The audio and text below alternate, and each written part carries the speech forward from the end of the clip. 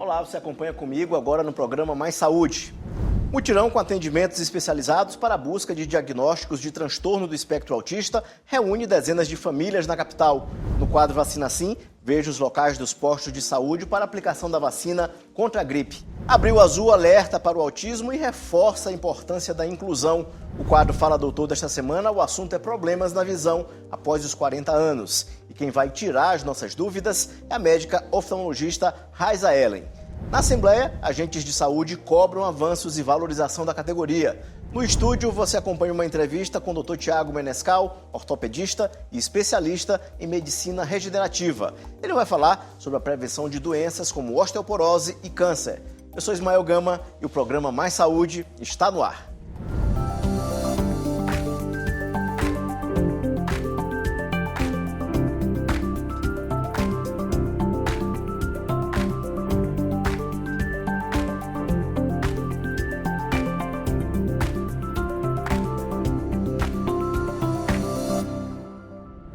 A busca por diagnóstico para o transtorno do espectro autista mobilizou famílias em São Luís. O mutirão com atendimentos especializados reuniu profissionais de diversas áreas e ofereceu suporte a crianças e responsáveis. A grande procura, com vagas esgotadas rapidamente, evidencia a necessidade de ampliar esse tipo de serviço na capital. Janaína é a avó do pequeno Armando, de 3 anos. Aproveitou a oportunidade do mutirão do diagnóstico do transtorno do espectro autista, realizado no Instituto João Evangelista, para trazer o neto e, finalmente, conseguir um laudo médico. E esse ato aqui que está acontecendo hoje está sendo muito bom para a gente, muito gratificante, porque a gente precisa, nossas crianças precisam de ajuda mesmo, porque só através dessa ação que nós vamos ser beneficiadas pelo diagnóstico que nossas crianças precisam. Esse mutirão para mim serviu de plena ajuda, extremamente necessário. Eu espero que, assim como ele vai me ajudar, ajude muitas outras pessoas, várias outras famílias a diagnosticar o direito dos nossos filhos, que a gente possa ter o apoio e o acolhimento necessário. De acordo com a organização, em menos de 24 horas da abertura das inscrições para ter acesso ao diagnóstico, as vagas já foram encerradas. Essa alta procura mostra que a capital possui uma grande demanda de pessoas que precisam desse serviço. O deputado estadual Neto Evangelista é o idealizador do mutirão. Hoje é um momento aqui de acolhimento no Instituto João Evangelista, para que a gente possa receber essas famílias, resgatar a esperança delas de que é possível, sim, através da política, você fazer uma boa ação, uma ação que vá de encontro com aquilo que as pessoas realmente esperam, que é aquilo, como eu falei no início da entrevista, que elas, na rua, quando me encontram, sempre falam: eu não consigo consultar o meu filho. Hoje aqui ela vai conseguir consultar. Essa ação hoje ela é mais uma ação do nosso mandato, porque a gente nas ruas todos os dias a gente recebe relatos de mães que têm um filho em casa, que precisam de um suporte de diagnóstico, do laudo e não têm a oportunidade de ter esse acesso. Então, entendendo isso, eu acho que a boa política ela é construída assim através de ouvir as pessoas, é que a gente, deputado Neto Evangelista, destinou o recurso para que a gente tivesse hoje o mutirão do diagnóstico TEA, para ser aí esse suporte para essas famílias.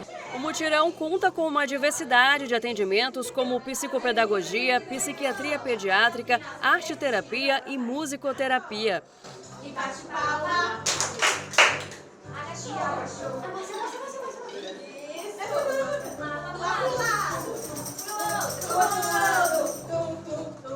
Este especialista explica a importância do diagnóstico precoce. O diagnóstico precoce possibilita que essa família, essa criança, passe por um processo de intervenção precoce, com a equipe multiprofissional de fonoaudiologia, terapia ocupacional, psicopedagogia, terapia ABA. Isso vai ser determinante para a promoção de autonomia e independência na vida adulta. Quanto mais precoce a gente identifica sinais de alerta de autismo, certamente essa criança vai ter uma evolução muito maior. O mutirão também ofereceu o espaço da oficina de culinária para as mães e pais atípicos entenderem sobre a seletividade alimentar. Passamos as informações para a mãe, modo de preparo, como se prepara, o tempo de cozimento, como ela apresenta esse prato para a criança, a forma como ela apresenta para ela vencer também, que é esse foco que está agora, sobre a questão da seletividade alimentar. Então a mãe ela tem que seguir o roteiro tanto da nutrição como da gastronomia e também fazer esse trabalho em casa para ter um resultado positivo. Teve mãe que veio de longe para conseguir atendimento. Adriana é de Bom Jesus das Selvas. A gente saiu de casa ontem à noite, chegamos aqui de manhã em São Luís e já estou aqui para correr atrás do benefício dos meus filhos. O trabalho realizado também é feito por mãos voluntárias, de quem sabe das dificuldades. Nós vamos conseguir sair daqui com o maior número de crianças, né, de laudos desejáveis. E aí, em seguida, vou conversar com todas as mães, vou conversar com elas para saber os caminhos necessários para onde elas devem percorrer. Com a alta procura, o parlamentar viu ainda mais a necessidade de ampliar a rede de atendimento para pessoas com autismo. Nós já sentamos com a equipe, já fomos no governo do estado e nós vamos ampliar o recurso da nossa emenda para que mais famílias possam ser atendidas e que elas possam ali verdadeiramente ter se for diagnosticado naturalmente, ter o diagnóstico e a partir dali ela iniciar, né, a busca dos direitos que aquela criança tem. A Secretaria Municipal de Saúde divulga as unidades de saúde que a vacina contra a gripe estão disponíveis. Acompanhe o nosso quadro Vacina Sim.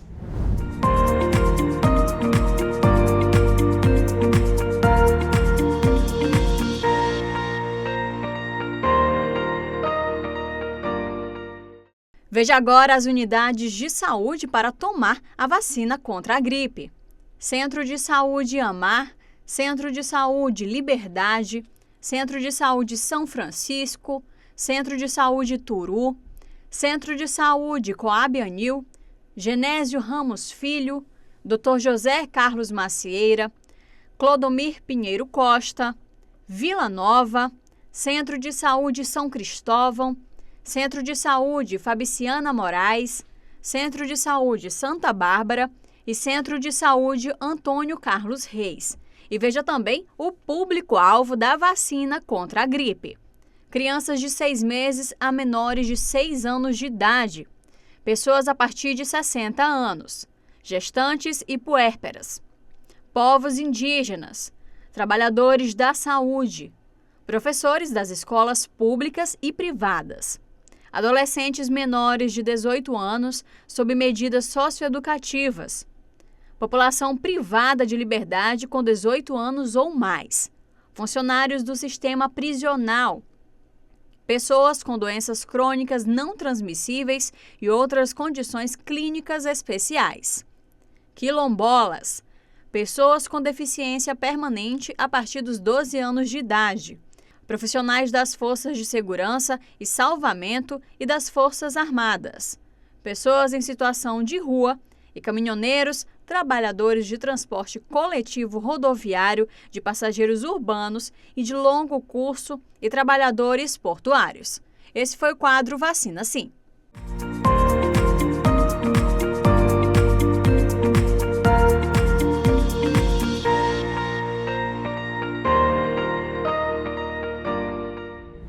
Demandas da saúde em pauta na Assembleia. Agentes comunitários e de endemias levaram reivindicações à Frente Parlamentar em defesa do SUS.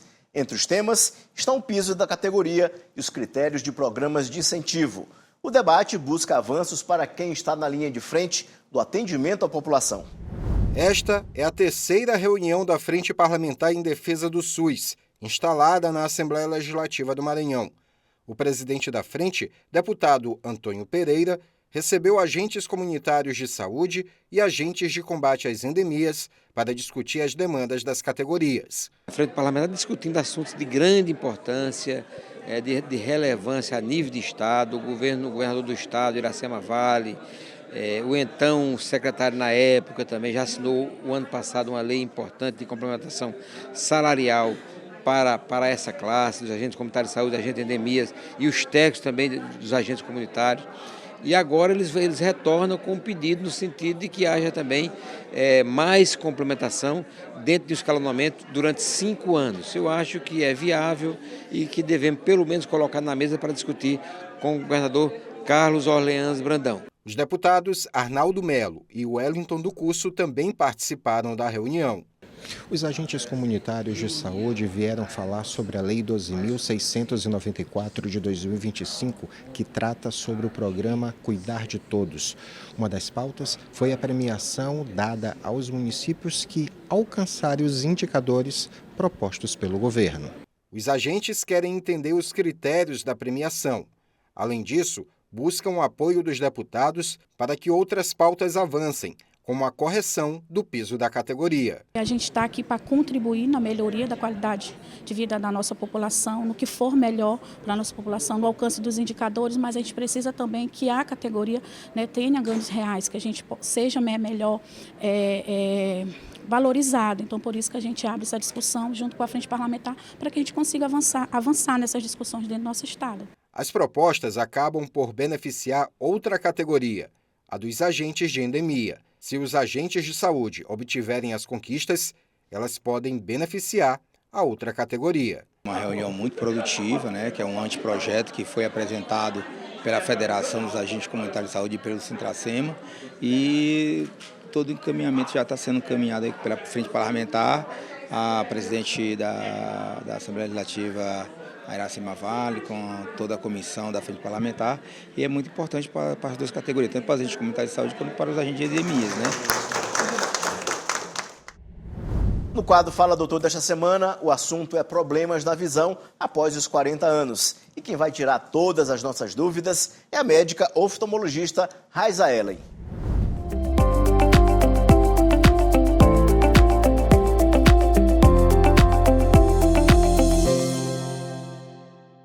Doutora Raiza, quais problemas de visão são mais comuns após os 40 anos? Perfeito. Os problemas mais comuns a partir dos 40 anos de idade é a presbiopia, que é a dificuldade para enxergar de perto, e aí precisa de um grauzinho para perto. O glaucoma é uma doença muito comum a partir dos 40 anos de idade, principalmente pessoas que têm um histórico familiar com glaucoma e que também é na pele negra, que tem hipermetropia. Uma outra causa muito comum de doenças aos 40 anos de idade é a catarata e o diabetes. Então, eu elencaria essas 4 causas mais comuns. É a presbiopia, o glaucoma, a catarata e o diabetes na visão.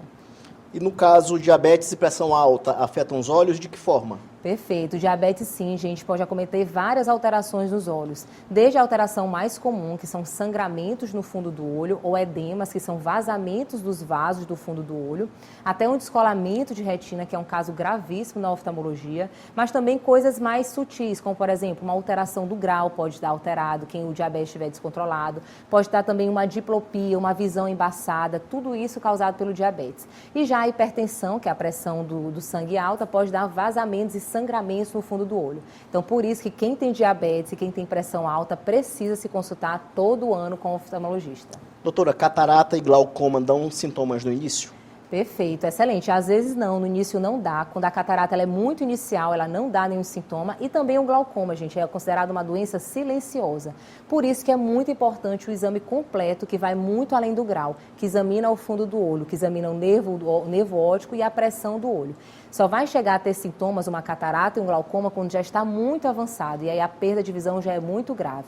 Então, por isso que é importante uma consulta todo ano para medir a pressão do olho, medir como é que está o nervo óptico e avaliar a catarata se já está na fase de operar ou não.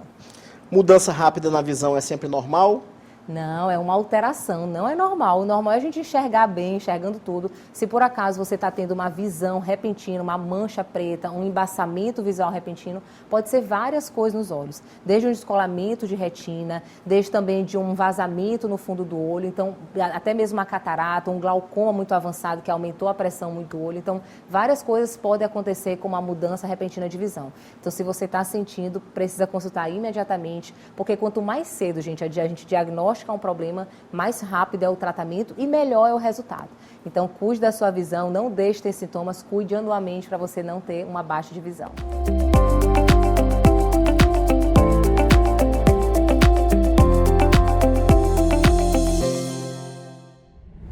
E acompanhe no próximo bloco o mês de abril, que trabalha a consciência sobre a importância do autismo. E mais, no estúdio, uma entrevista com o Dr. Tiago Menescal, ortopedista e especialista em medicina regenerativa.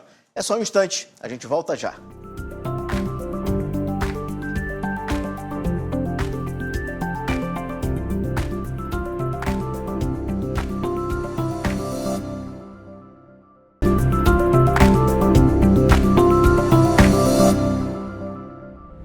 Abril é o mês de dar visibilidade ao autismo, uma condição que ainda enfrenta preconceito e desinformação. No Brasil, milhões de pessoas convivem com o transtorno do espectro autista. Mais do que números, a campanha chama a atenção para a importância do diagnóstico precoce e da inclusão real e mostra histórias que transformam desafios em oportunidades. Abril é o mês de dar visibilidade a uma causa que ainda enfrenta desinformação e preconceito, o autismo. A campanha Abril Azul chama a atenção para a importância do diagnóstico precoce e principalmente da inclusão de pessoas com transtorno do espectro autista, o TEA. O Censo Demográfico de 2022 identificou 2,4 milhões de pessoas com diagnóstico de transtorno do espectro autista, o que corresponde a 1,2% da população brasileira. A prevalência foi maior entre os homens, 1,5%, do que entre as mulheres, 0,9%. Entre os grupos etários, o diagnóstico de autismo foi maior entre os mais jovens, 2,1% no grupo de 0 a 4 anos de idade, 2,6% entre 5 e 9 anos, 1,9% entre 10 e 14 anos e 1,3% entre 15 e 19 anos. Números que reforçam a necessidade de informação, políticas públicas e acompanhamento especializado desde a infância. O autismo, ou transtorno do espectro autista, é uma condição do neurodesenvolvimento onde a pessoa sente, percebe e interage com o mundo de uma forma diferente. E é chamado de espectro justamente porque não existe um único tipo de autismo. Além dos números, o Abril Azul também é feito de histórias reais, de quem vive o autismo na prática e transforma desafios em soluções. Foi a partir da vivência como mãe de uma criança com autismo, o Pedrinho, que a psicóloga Ivanilde Pacheco decidiu ir além do consultório. Ao perceber as barreiras enfrentadas pelo filho em ambientes sociais e profissionais, ela criou o In People, uma iniciativa que prepara empresas e equipes para lidar com a diversidade de forma mais humana e inclusiva. Com metodologias inovadoras como jornadas gamificadas, o projeto ensina na prática como promover a acessibilidade que começa no comportamento, no olhar e na forma de se relacionar com o outro. A gente pensou como fazer com que as pessoas tenham interesse. A gente perguntou para os garçons, para as recepcionistas, para os assistentes administrativos, o que faria vocês estudarem sobre o autismo? Uma recompensa?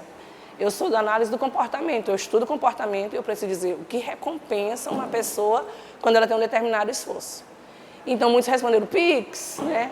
E a gente fez isso, né? A gente transformou o game Pedrinho, que veio uma inspiração. Por que não usar o Pedro Henrique, que é uma pessoa autista, como o guia? Então é ele que fala, os vídeos são com ele e ele tem o maior prazer de dizer: eu sou o Pedro Henrique do game, eu sou o Pedrinho do game. Eu disse que o nome dele é o Pedrinho do game. A gente estudou cada pergunta, a gente usa uma estratégia de análise do comportamento, a gente se inspira, que é a DTT, tentativa discreta, não precisa ler, não precisa assistir vídeo, só precisa jogar 4 minutos por dia. E a pessoa, quando ela consegue completar, ela é premiada e a empresa decide como premiar. Algumas estão premiando com Pix e está ajudando bastante.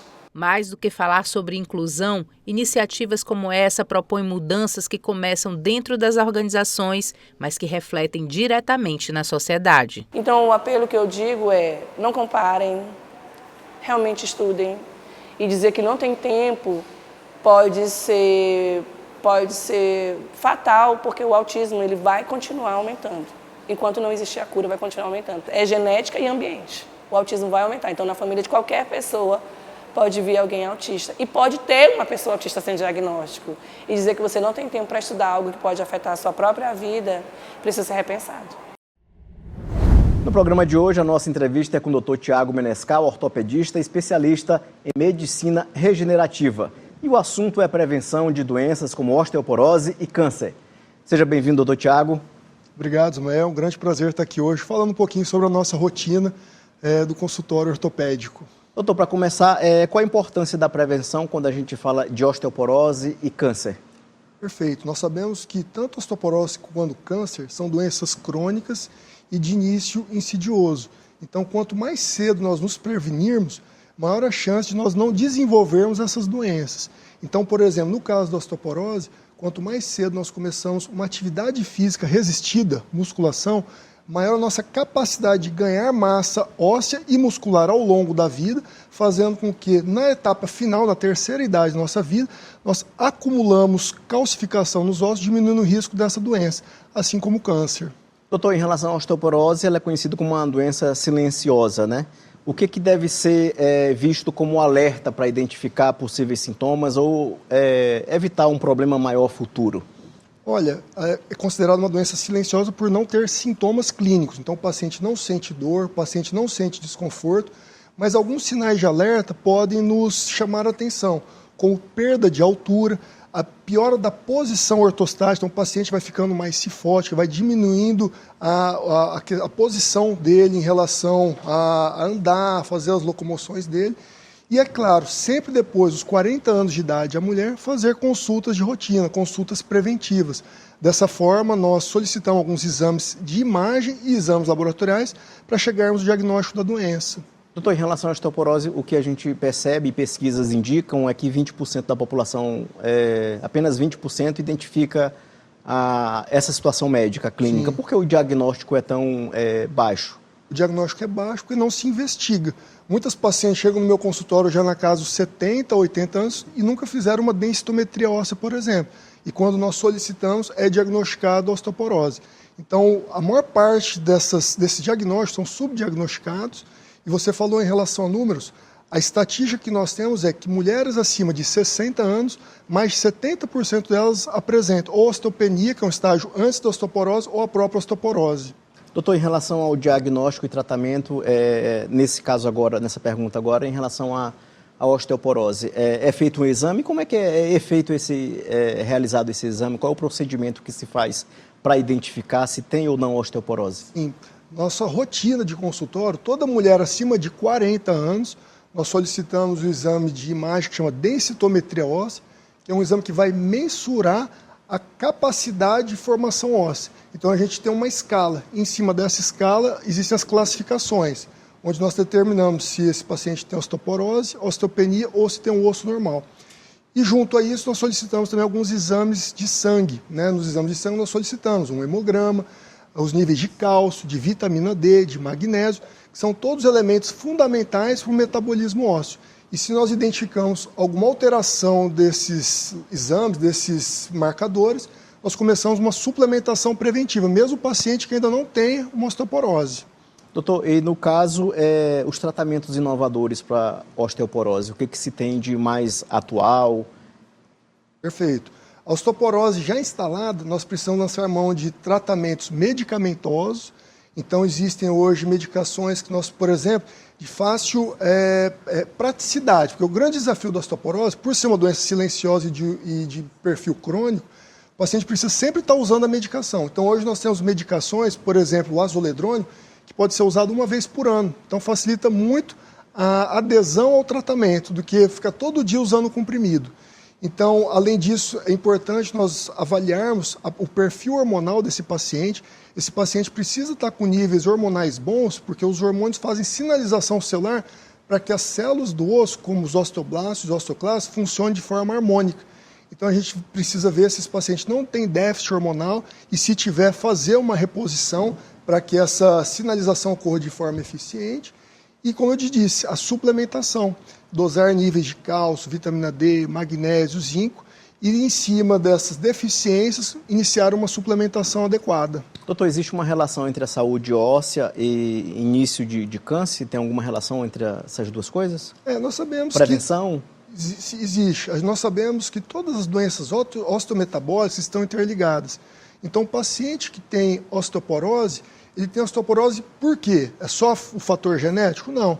Toda uma série de hábitos ruins dessa vida dele fez com que ele tenha osteoporose. Dessa forma, todos os sistemas dele, sistema endócrino, sistema neurovascular, sistema cardiológico, todos funcionam de forma ineficiente, assim como o sistema imunológico.